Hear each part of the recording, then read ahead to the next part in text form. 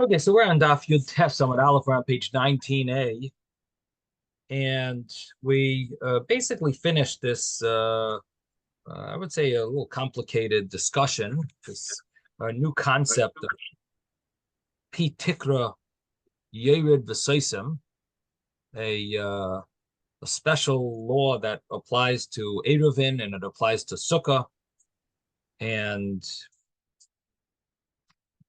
the discussion, the way it was initiated was that we were talking about having a sukkah that's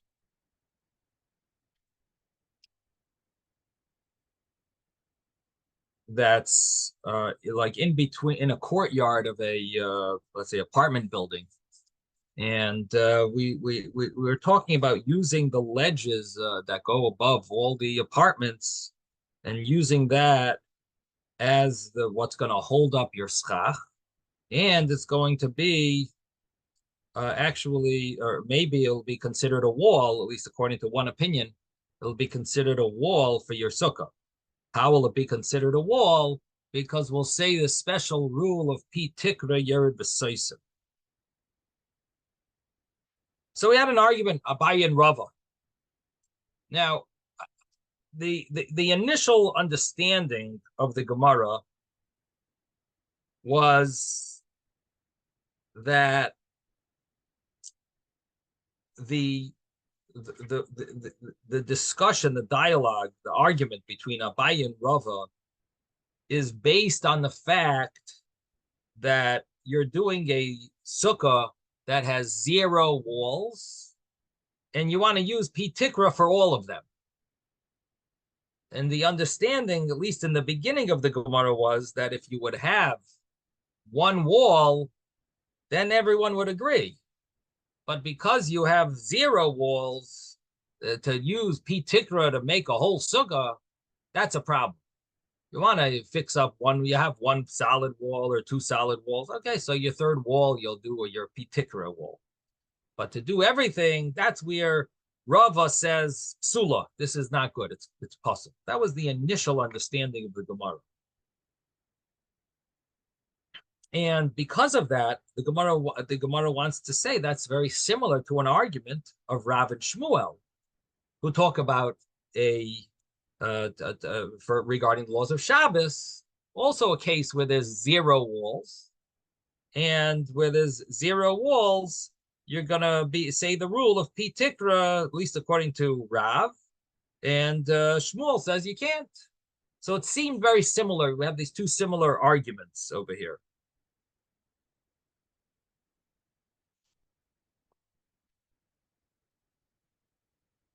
That there's a difference if you have 0 walls. If you would have 1 wall, then the other people would agree. But because you have 0 walls, that's where there's a problem, at least according to one of these opinions.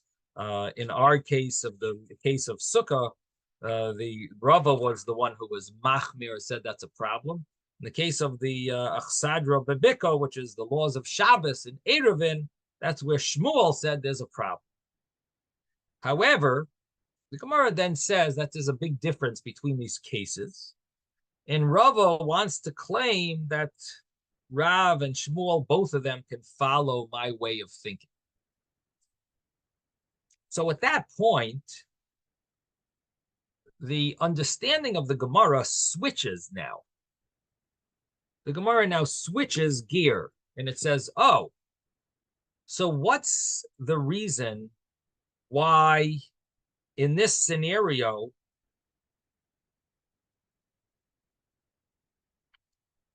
the law will be different? In other words, Rava wants to claim that even the one who's strict, or even the one who's lenient in the case of the Eruv, the Achsadra Bebika, here he's going to agree with me that you have to be strict here. What's the reason? Why am I strict over here?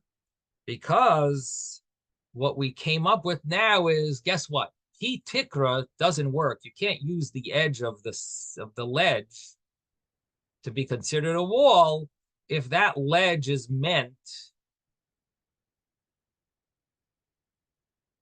it's meant to cover over the area of the ledge, not meant to be a wall for the area outside of it.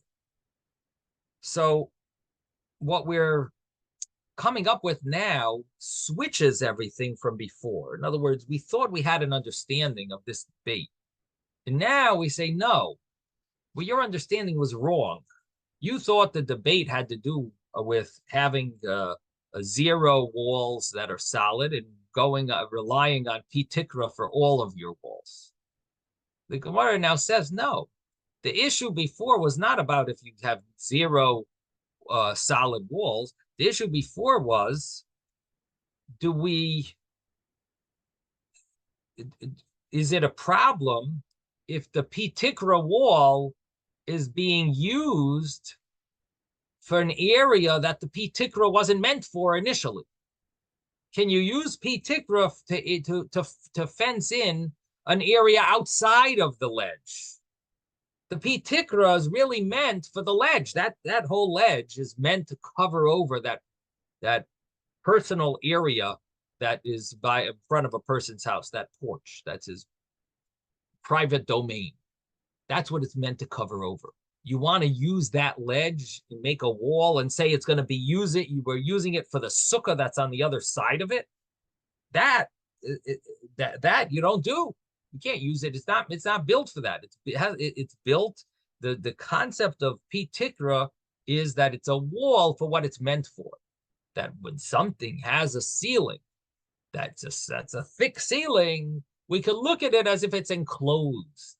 But it's not that we're going to make a wall and you can just use that wall for whatever you'd like. It's that area is enclosed with a wall. But it's not that the wall can now enclose in. That wall can be used to enclose in the other side of it. So that's what the Gemara seems to be switching at the end. So again, this is one of the ways of understanding the Gemara. This is the way the Pnei Yehoshua understands the Gemara. You could theoretically learn differently that the Gemara is not switching completely. It's adding one point, but it's not switching. But there's definitely an understanding here that the Gemara is switching. And that understanding would go that initially we thought it had to do with having zero solid walls. And now we switch it to be that the issue is not about solid walls.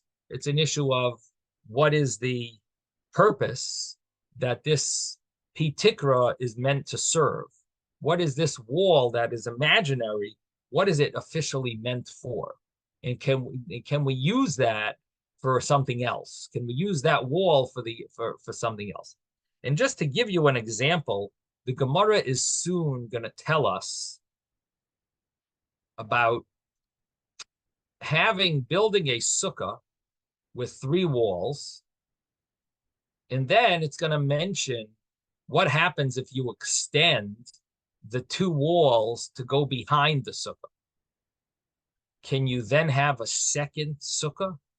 Or is the middle wall that was connecting the first sukkah, is that meant for the first sukkah? Maybe you can't use it for the next sukkah behind it because it wasn't built for that purpose. It was built for this sukkah. So that idea is what we're seeing here. That can you use a wall that it's not really meant to be a wall for? Can we use it for an opposite purpose, for some other sukkah that it wasn't meant to be a wall for? And that's really what the Gemara is concluding, that Rava, who was the strict opinion here and doesn't allow the portico ledges to be used for P tikra and make a wall, 3 walls from all those ledges. Rava that holds that way, it's because guess what those ledges are for? The ledges are for the portico. And because they're meant for the portico, therefore they cannot be used for the sukkah that's beyond the portico. That's in the courtyard. They can't be used for that. Okay, so that seems to be understanding the conclusion, at least according to the Pnei Yeshua. That's how the Gemara switches and concludes. And we basically have an argument, Abaye and Rava, about this portico sukkah.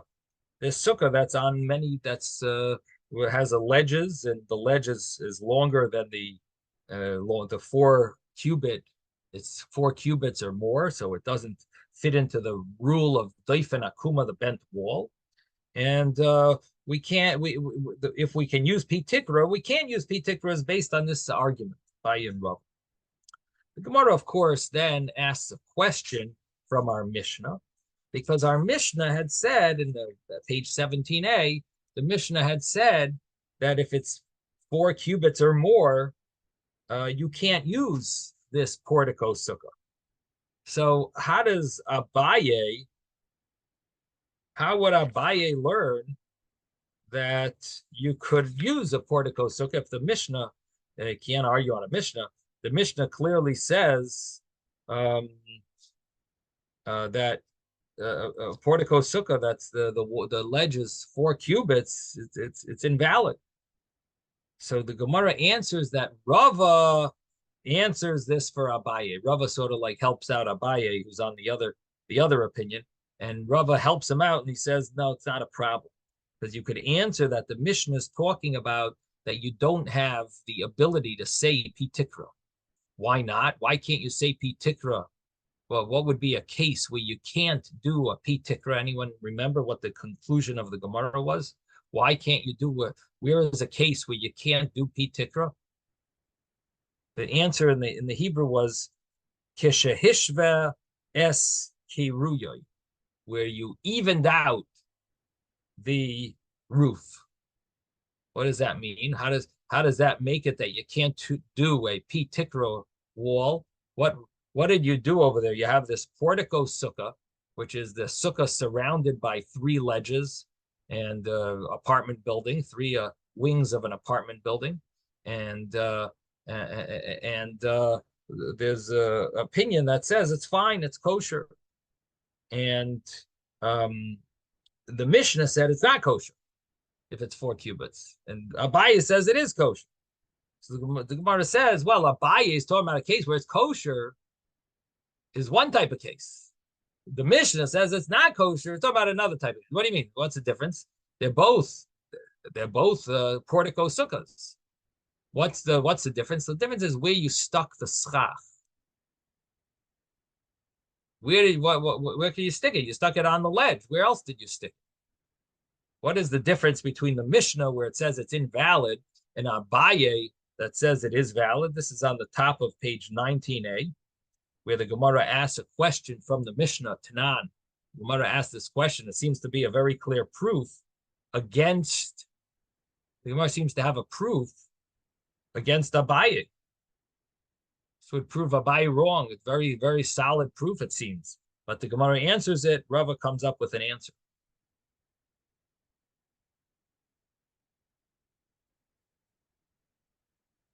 Can you have a portico sukkah or can't you? The Mishnah says you can't. Says it's invalid. Abaye says, no, it's fine. Portico sukkah is kosher. So how do you reconcile that? How can Abaye's opinion be valid?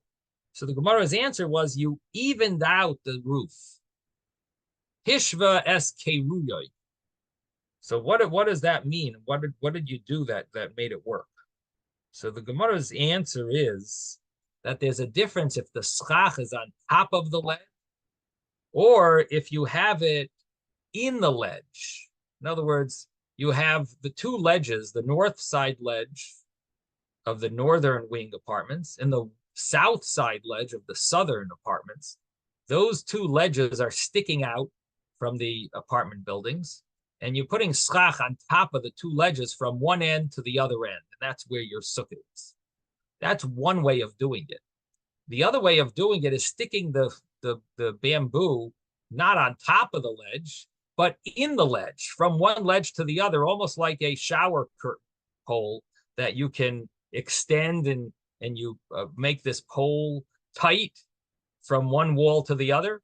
So you did that with the schach, basically. You somehow made the schach fit perfectly inside from one ledge, the width, the depth, or the thickness of the ledge is holding up the thickness of the ledge is being it's being pressed by the bamboo sticks that are fitting right in from one ledge to the other ledge. And maybe you have something on the bottom holding it up also. Maybe there's some type of holder there, but ultimately it's inside. And what the Gemara is here saying is a very important law about Pi Tikra. Pi Tikra law is a law that you're allowed to consider a roof as if it's a wall, as if there's a wall there. That only applies if you can see the edge of the roof. If you see the edge of the roof, then you could say that the wall is a good wall. It's a Pi Tikra, the edge of the roof goes down and it's a wall. If you can't see the edge, like in the case of the way Rava explains that the Mishnah is talking about a case where you can't see the edge of the roof. So in that case, what happens if you can't see the edge of the roof? You can't say Pi Tikra. What could you say? Doifan Akuma. But you can't say Doifan Akuma either if it's 4 cubits. So you can't say Doifan Akuma if the ledge is 4 cubits. You want to do Pi Tikra, you can't do Pi Tikra either because you don't see the edge of the ledge. Why don't you see the edge of the ledge? Because the schach is blocking it, because you put the schach in it you made it taut in between the two ledges that you don't see the edge of the ledge. And because you don't see the edge of the ledge, therefore you can't say Pi Tikra either. And that's why the Mishnah says it's invalid. But if you put the schach on top of the ledge, which means it's bigger than the area in between the ledge, it's bigger and it fits on top of the two ledges, then you would be able to say Pi Tikra according to Abaye, and you could have a kosher sukkah. So that was the conclusion of the Gemara yesterday. That's where we got up to. Does everyone have this somewhat clear? Like, feel you know the did I explain it well enough? It's good. Okay, so this was a. It sounds like the word P is very helpful here because they call it P Tikra because if you can't see the edge, which that the mount, you can't see it, then it's not, then that's not what it is because right. it doesn't work. It is, but Right. you can't see it, so it doesn't work. So it sounds like that's what we're No, trying to understand here. in other words, it could have said Tikra Yerd B'Seisim. The roof comes down. It says P Tikra. So you see from that word P that it means that it's the edge of the roof that really makes all the difference. That's the ikr. The main thing is that you see an edge. That edge could be considered a wall, which I think I think it answers up a strong question that I had bothering me, and that is, we had Gemaras earlier about good achis. We had a Mishnah, I should say. The Mishnah talked about good achis, and it mentioned it's an argument. If you could say good achis, if you have a partial wall, can you extend it downward? And the bottom line was that one opinion said you can, and the other opinion said you can't because of the goats, right? And we don't say good achis, you can't extend it downward. So even if you have 10 hand breaths, you can't extend it downwards. Why? Because of goats. The goats are going to walk through. That's not called you can't call that a mechitza. Here, the Gemara doesn't seem to be bothered with goats walking through. We're going to say Pi Tikra. Why is that? And the question, you could take it a step further. If we're not bothered with that over here with goats, so in that case, where you have a wall that's 10 hand breaths tall and it's hanging from the top of the sukkah, why can't we say there, oh, you don't want to say good achis because it's because of the goats? Okay, say Pi Tikra over there. Why don't we say pitikra? And I think this might be the answer, that because when you have this wall there, there's no longer a pitikra to make a wall, because you don't see the edge. You're not seeing the edge of the roof. And because you don't see the edge of the roof, you have a wall there. So the only option is gurachis. And gurachis doesn't work when there's goats that can get through. So I think that might be the answer to that, to why can't good achis, why can't pitikra kick in? When you can't say good achis, you should at least be able to say pitikra. So that's my thought.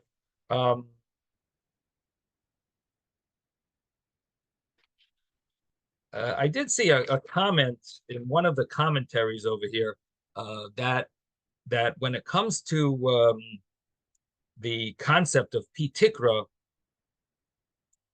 it's not a problem of the goats coming by. It's so like a different law.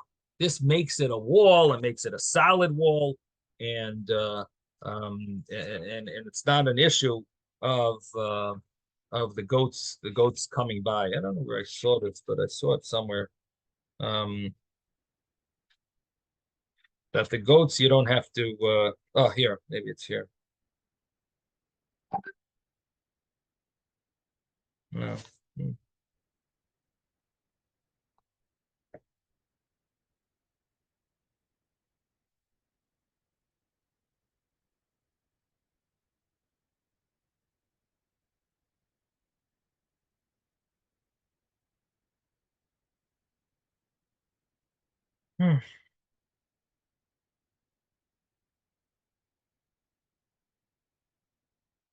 Maybe I saw it in the back here.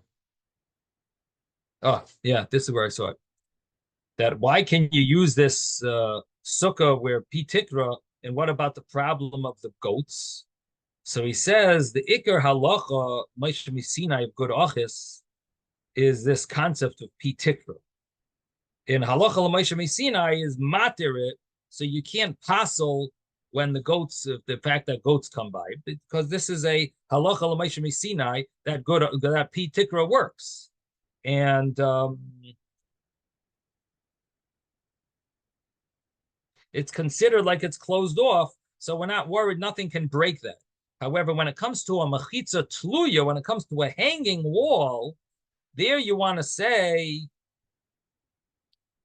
there you want to be matir to extend it, to extend that wall. That it's a problem, because it's not considered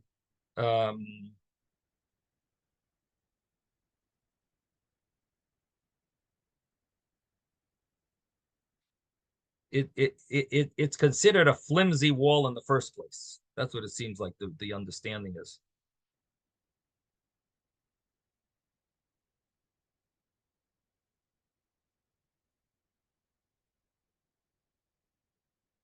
So somehow the flimsy wall ruins it. If you would have no wall, it would be better. But good achis, you have a partial wall, there it gets ruined because of the goats that come by, so they ruin it.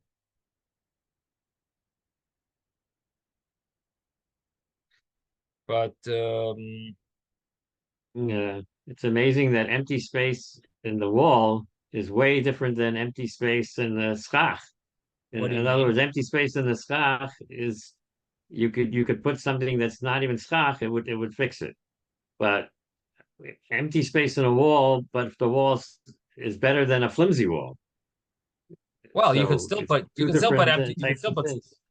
you can still put stuff there and fix the problem. The flimsy wall itself is not a problem. In other words, I shouldn't say flimsy. It's called a hanging wall, not a the word flimsy is not correct. It's a hanging wall. So the hanging wall, it's not simple. If it's a hanging wall, it's called mechitza tluya, a hanging wall. A hanging wall, we're bothered with goats coming through, and we can't extend it. But if it's If it's a pitikra, it's the edge of the ceiling. That is the halacha l'maaseh Sinai says is a wall. That's a solid wall. It's filled in. Goats don't. This is the Pnei Yeshua. I think it deserves more understanding. But it's a very strong question. Like what's going on? Why is there a difference between the previous previous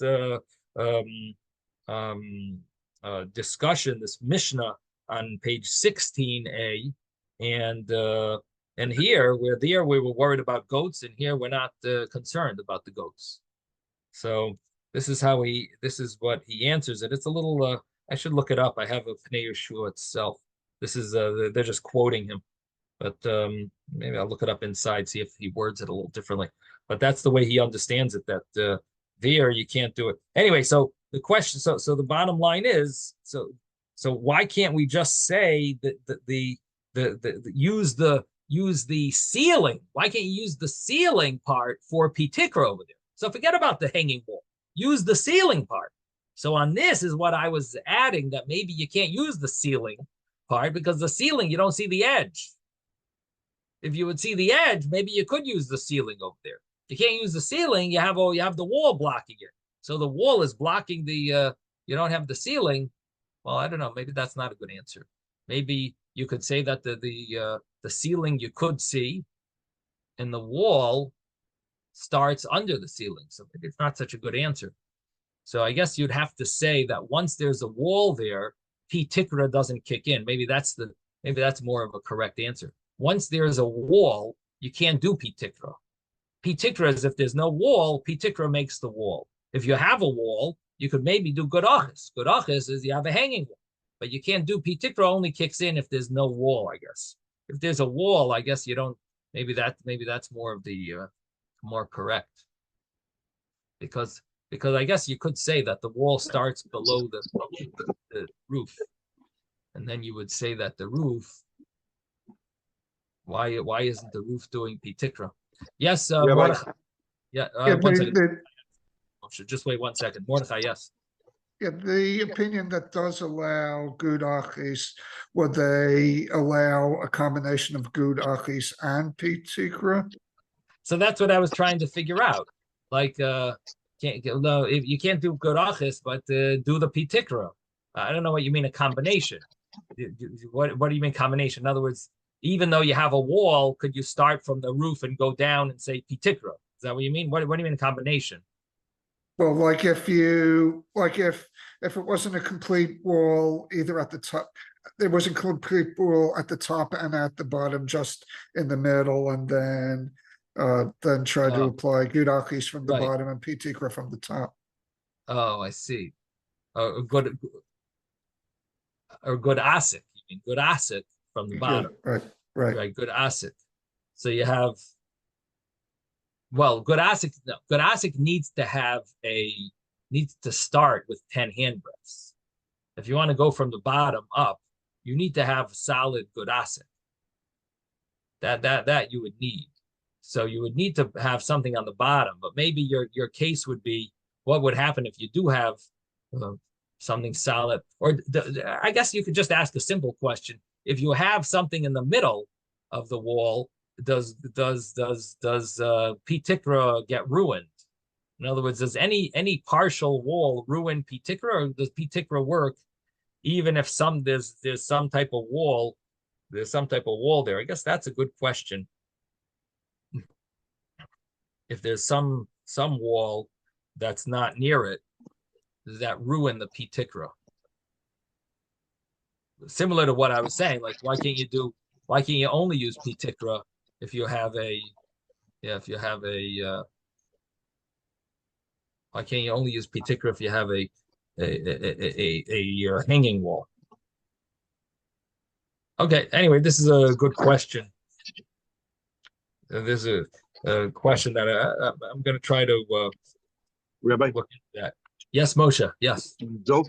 In the case of pitikra and dofikumen, where the roof, if it's flattened on top instead of going downwards, the ledge, and they put boards that are going vertically, let's see, that are attached to the ceiling, would that invalidate it? Would it become puzzle as a result? I mean, because of its, in other words, you don't have Dofakumen, you have a situation, and you don't have Gurachas. In other words, what you're having is just a straight roof, and then you have the boards. Would that make it invalid? I mean, would that be considered kosher? I'm just curious. The problem is I didn't really in other catch your case. does it invalidate P-Tikra? In other words, the boards, because it creates another wall. In other words, okay, so the boards just themselves. I'm talking about like if they were like 4x4s, or 2x4s. Would that invalidate P-Tikra? That's what I'm asking. If they're extending vertically up to the ceiling when it's straightened, in other words.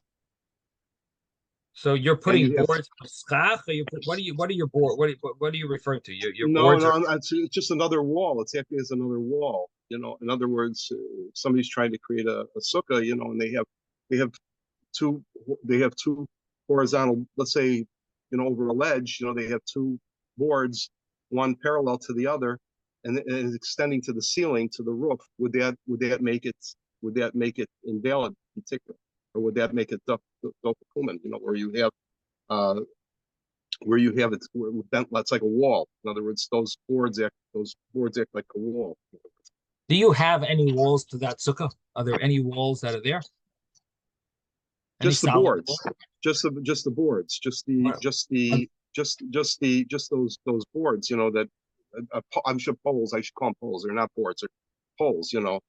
Basically. So you have some poles. You're using them as walls. That's right. Would that invalidate P-Tikra? That's what I'm asking, basically. Or would that just be create another? Or would the or would that still be a wall, and then you're adding another wall? Would the P-Tikra act as a wall, and then you're putting those vertical boards, those vertical boards? Would that be another wall? Would that invalidate? That's what I'm trying to find out. Right. So you're wondering if anything invalidates P-Tikra if there's a partial wall there.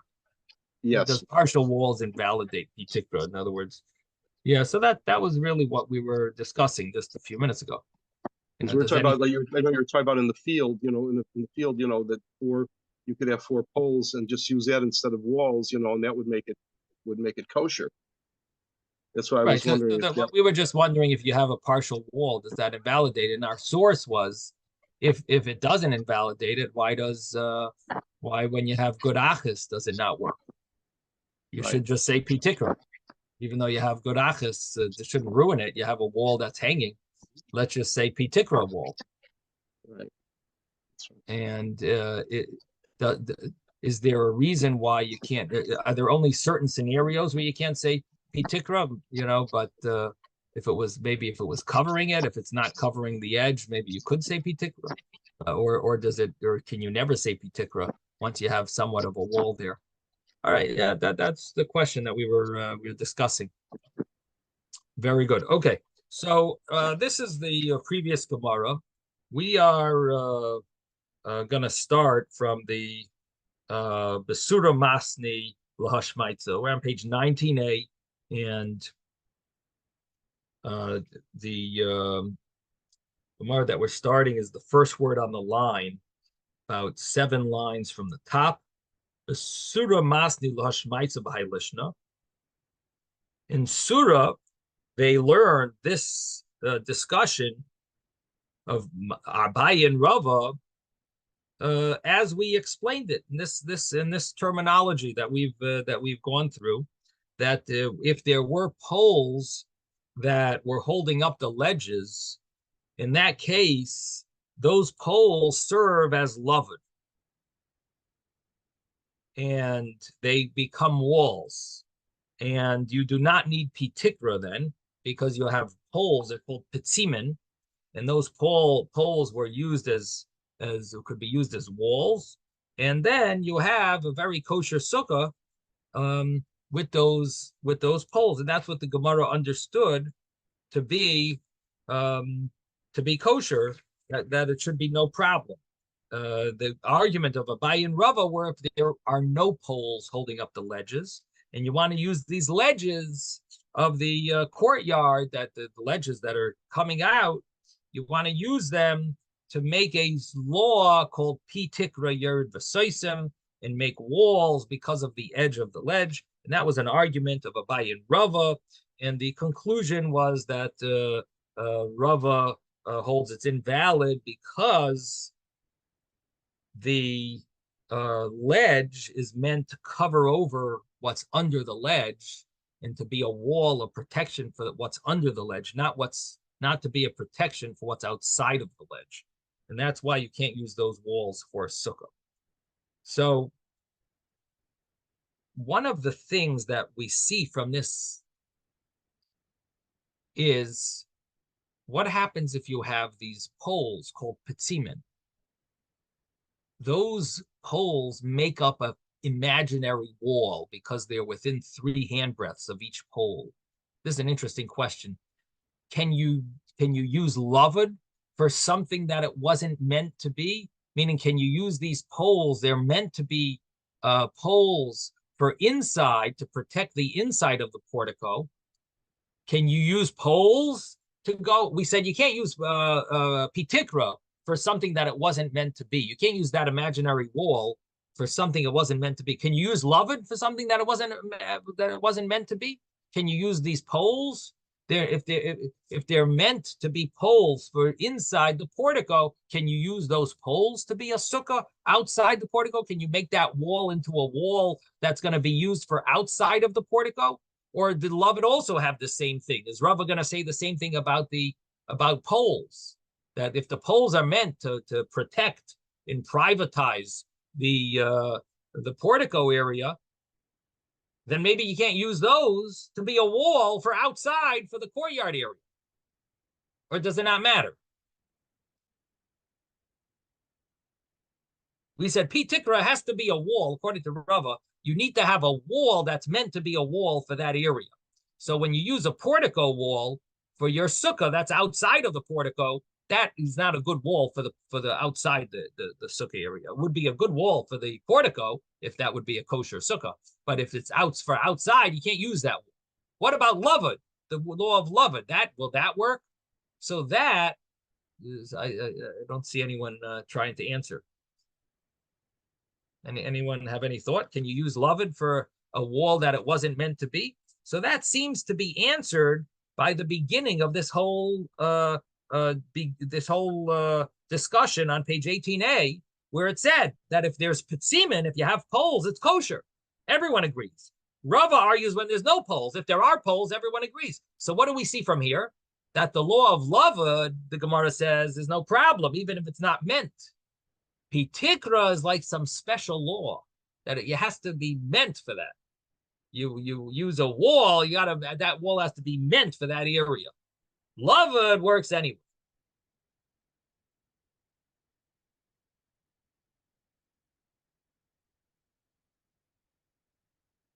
Okay, so Rabbi, that was in Surah. Are the walls attached to the walls are attached to the portico or lavud? I mean, I'm trying to understand how that. The case of lavud was that there's poles going every 9 inches. You got a pole along this ledge. So the ledge itself is not really being used for your sukkah. The poles are being used to make a lavud sukkah, to make a sukkah with filling in the holes in between each pole. You've got walls there. It's almost like lattice. You got poles, so very often you have small little airspace in between the poles, like lattice. So, but the lattice or the poles, they're meant for inside the portico. They're not really meant for your sukkah. You put them up there for the purpose of your portico, and not for the purpose of that's why there's poles in there. They're holding up the ledge. They're privatizing the area inside. So, is that really? Can you use those for your sukkah? So that we see that you could. Yes, Jeffrey. But you're muted. You got to press the unmute. Got to press a button on the bottom left.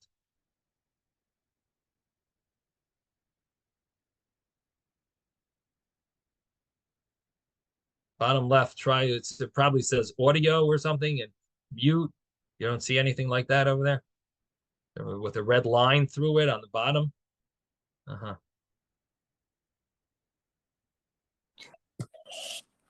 Okay, There you thank go. you. My technician. Yeah.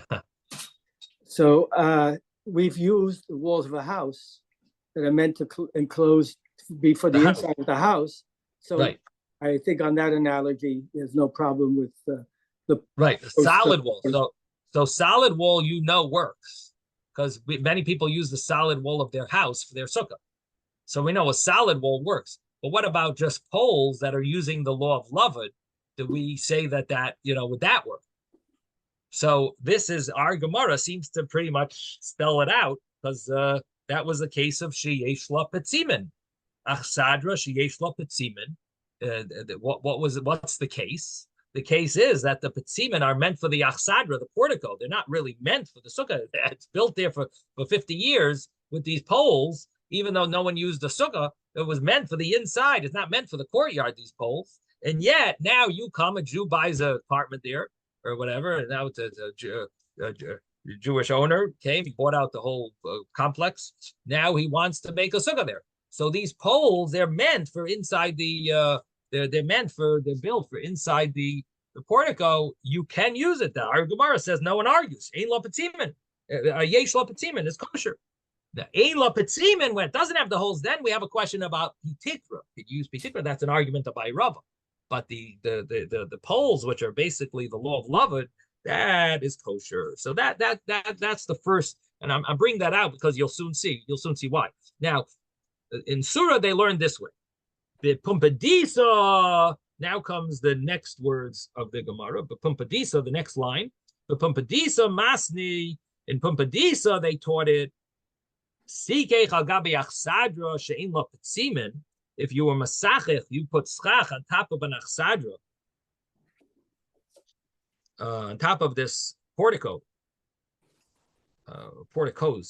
that she'ein lo petzimin, that has no poles. So basically, you want to use the law of pitikra.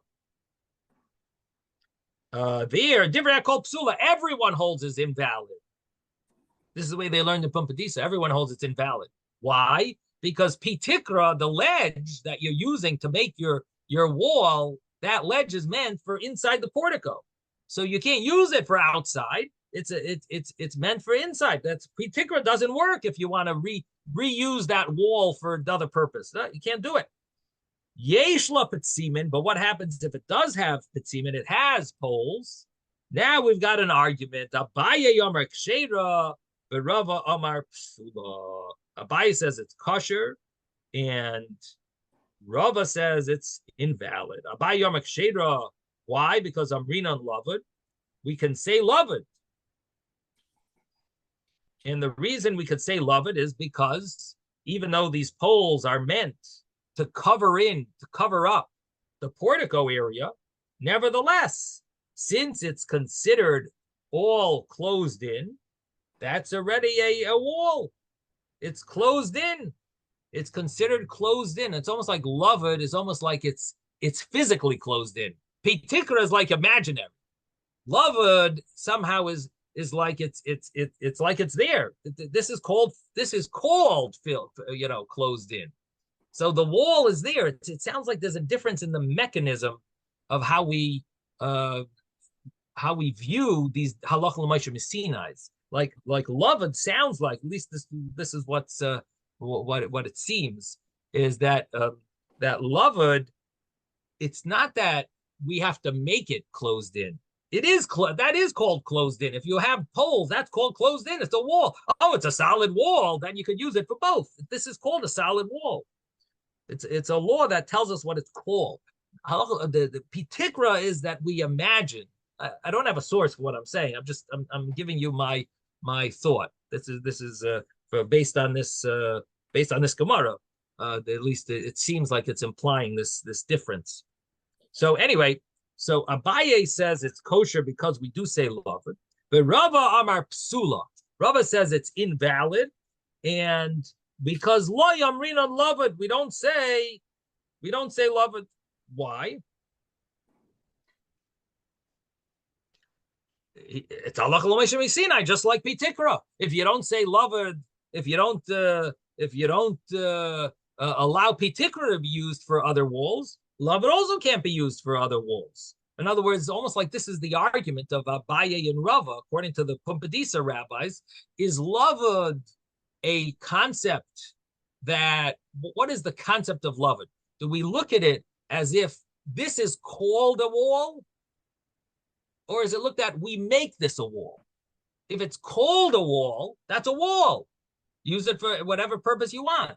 If you want to make it a wall, so we're making it a wall for what its purpose is. If we are using a halacha l'moshe Sinai to make an imaginary wall, we're going to make an imaginary wall out of it. The halacha l'moshe Sinai doesn't say you could use that imaginary wall for something else.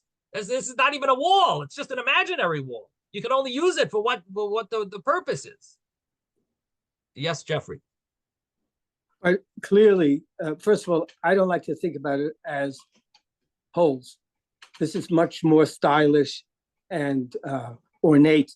It's a courtyard that has pillars, and they're decorated, just like there were pillars in Solomon's temple that were decorated, and they weren't serving as a wall or anything. There were support there even, but they were a decoration.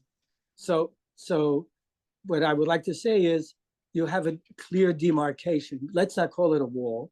Let's call it a demarcation. There's this zone and there's this zone, and they're separated. That's not always separated by a solid wall, but sometimes it's separated by a series of pillars.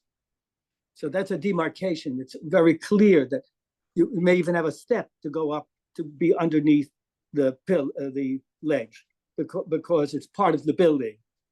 So it really is a wall, but it's internal to a courtyard. It's not visible on the outside, and that's why you can have spaces. But so if we don't call it a wall, we call it a demarcation, a zone, or something that's a mechitza. So do you understand Rava's view better than Abaye's? Do you feel it should be usable for a wall for the sukkah, or you think it shouldn't be usable for a wall? Yes, I think it's which one is better? Certainly like the wall of a house. It's more similar to a wall of a house than the Pitikra, than the imaginary wall of Pitikra. Why? Because it's meant to be a dividing line. But it's not meant for a wall. And it's a support. Probably it's a small support, not just it's a support for part of that roof also. Mm-hmm. So a wall supports something, and if you use Pitikra, there's nothing there that's supporting the ledge. Yeah, but what is a support? That's not a support. Is not a wall. And if it's just an ornament for a Reuven also, right? For a Reuven also, we said you can use there it's flimsier poles, but you can use a series of poles, right? And it's a support for the schach in that case. Okay, I hear you, but the thing is that what you mentioned initially is that the practical case is that it's a very ornate type of thing, which might be true, but it doesn't have to be that way. It would even be if it's very simple and it's holding up the ledge. It could very well be that it's there to hold up the ledge. Correct. It would not necessarily be ornate. And it could depend on how wealthy the people were who built it. You know, if they were doing it as an ornate type of thing, or they were doing it simply for utilitarian, for whatever purpose they might have, or maybe just to hold it up, just simply for engineering purposes. But whatever it is, the law would be that, you know, this is called love. So the question is, I want to consider it the way I'm seeing it is that this is, if you hold that it's kosher, it's because this is a wall, and being that it is a wall, that we see this as a wall. That, you know, it's poles. Can you consider poles a wall? Depends. If they're within 3 handbreadths of each other, that's called a wall. That we consider it a wall. And if it's called a wall, then you can use it for both sides, this side or that side. You want to use it for, if you want to imagine it as a wall, you want to consider it, you want to make it into a wall, an imaginary wall, then you need to come into the halacha l'moshe Sinai element of well, the fact is it's only an imaginary wall. You can't necessarily borrow it for other purposes. You can't go and borrow it for or another thing. That's my understanding of how to explain these two opinions. Yes, Moshe. Based on the diagram in the art scroll, it's very simple. But if you were I mean, I'm not contradicting Jeffrey, but I'm just saying in the West, in the Wild West, if you can imagine the courtyard, and you can imagine the the buildings that are right next to each other, and it's a very simple structure. You have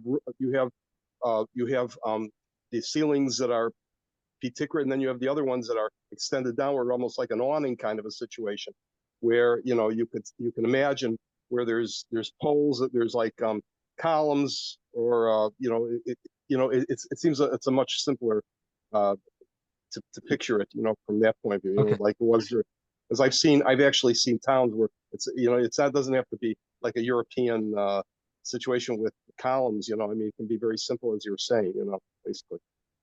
Thank you, Moshe. So okay, so anyway, the Gemara concludes and says v'hilchasa kalishna kama. The halacha goes according to the first lashon, the way they taught in Surah, and generally the halacha follows Rava, which makes it sound like we don't say in this scenario pitikra in this case, even in the case where there is no poles, we will not say pitikra, but in a case where there are poles, then we would say it's kosher. Okay. Here it says that the halacha is according to the first version. That's pointed out because there's a principle that the halacha is always in accordance with the second version. Thank you. Yeah. In other words, normally we follow the Lishna Basra, so here the Gemara clearly spells it out. Thank you. Yeah. Hilchasa Kalishna Kama. Yeah, we had that a little earlier on, where we had a problem of what the halacha. How could that be? How could it end one way where the halacha doesn't seem that it should follow that? With the case of what was the case where we had that issue that the halacha didn't seem to fit? We had a case like that.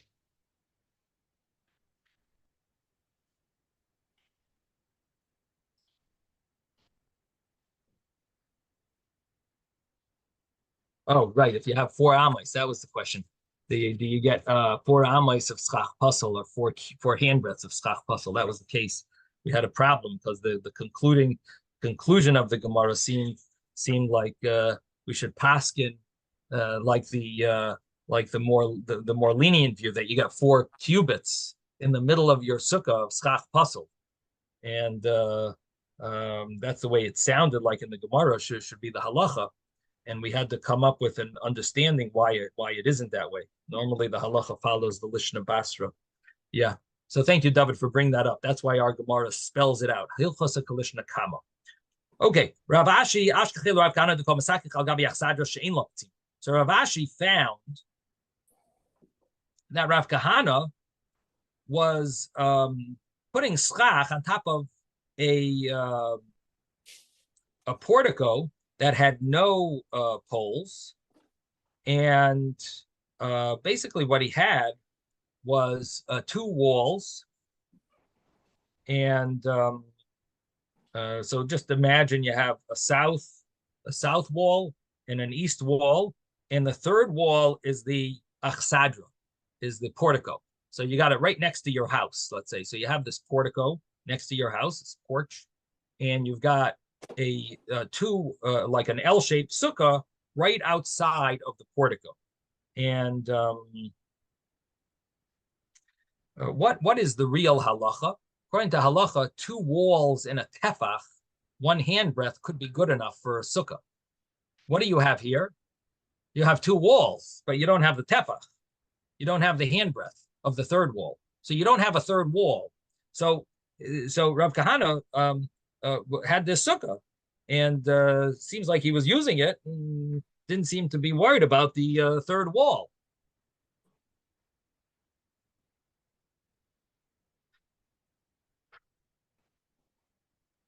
Rabbi, The Gemara says, yes, David. I've got a bunch of pictures if you want me to show you. Maybe in a minute. Let's just finish up over here. So Amar Lay, so Rav Ashi told Rav Kana, don't you know what Rava holds, that Yesh Lapatim and Kshera, that if there are poles that make the rule of lava, then that could be considered a wall. Then you would have a third wall if there were poles, because you have lava. And even if the poles are meant for the inside, it doesn't matter. Lava works even for the outside. So that would be kshera. But ein laptimin, but if there's no poles in your sukkah, in your portico, there's no poles. So ein laptimin is psula. According to Rava, it's invalid, because we don't say the law of pitikra. Why don't we say the law of pitikra? Because the pitikra over here is meant for the portico. It won't be usable for the sukkah that's outside of the portico. Oh, you have the two walls then.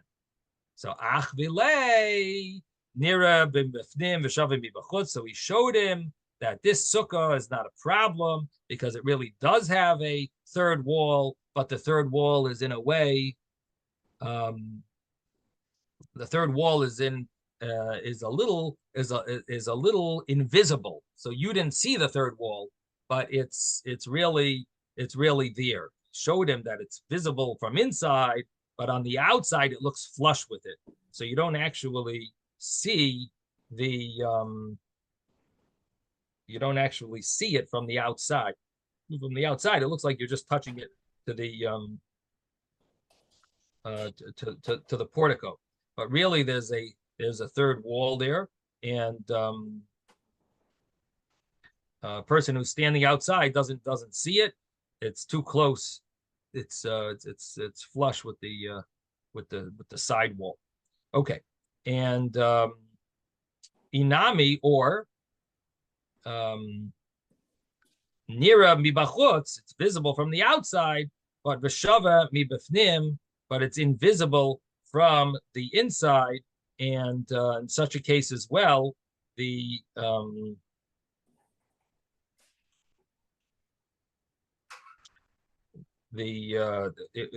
sukkah would have a wall that's sticking out from the two walls, and it would actually be kosher. Now, this second case is a big problem. We could understand it maybe by the laws of Eruv, but with the laws of Sukkah, it doesn't seem to be understandable.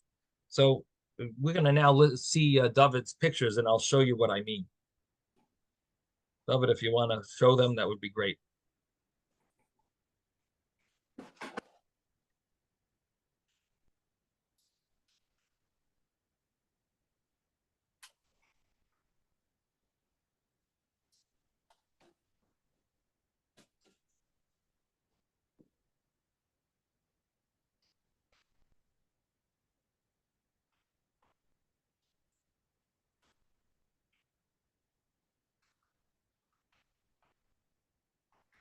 Oh boy. Okay. Not exactly the picture I was thinking, but oh.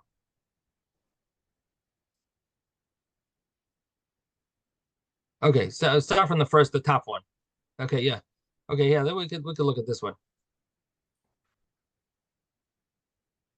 Okay.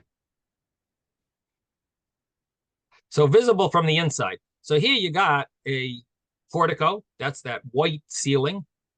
The dome is the house. The portico is the white, yellow, I should say, ceiling. And then you've got a two-walled sukkah with wood, a wooden two-walled sukkah. And you have some, I don't know if you want to call it what that gray, oh, what did I just do? You have that gray type of pole beam that's sticking up. That beam is a third wall. You don't see it from the outside. It's visible from the inside. So is he relying on the law of Pitikra? Is that, is he relying on the law that you could extend the ceiling down? No. He's using that board to be the third. That board is a tefach, and it could be a third wall. So that's the first case. And